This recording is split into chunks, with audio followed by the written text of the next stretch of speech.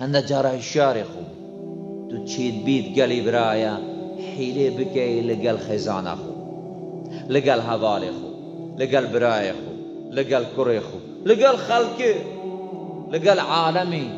بەس حیلەت گەڵ خودێ نایەتەکە. حەزەر حەزەر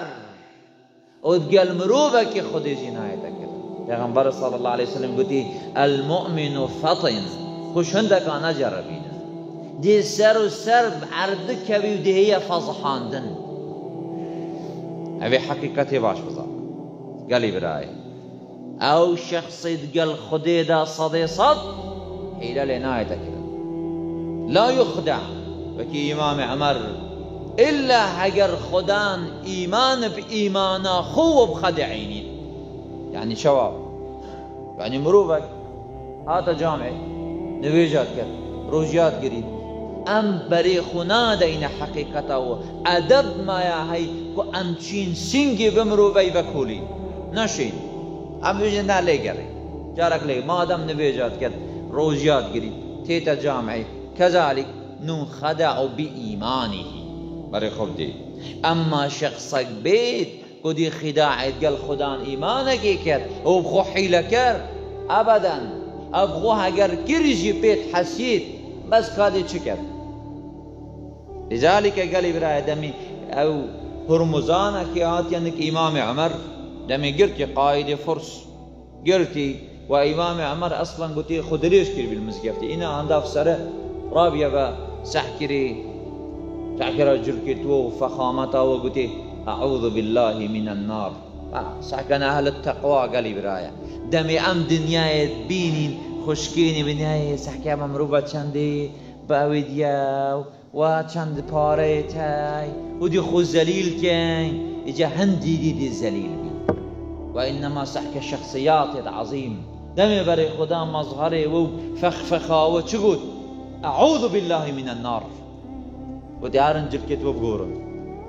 جلكت بسلمان يعني جلكت مروفد مصلي بكنبر شو جلكت خو قورينو بازنو مزاتشت خو فرادانو إنا هنجي إنا إمام عمر قلتي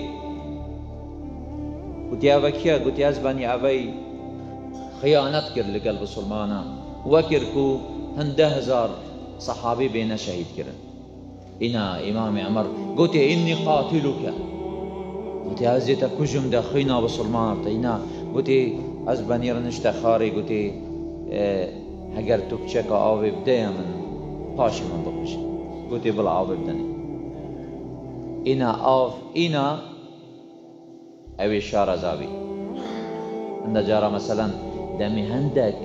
حکمت کنو چنا سر کرسیا حتی بیدین بن بس خود عقلت دتی دا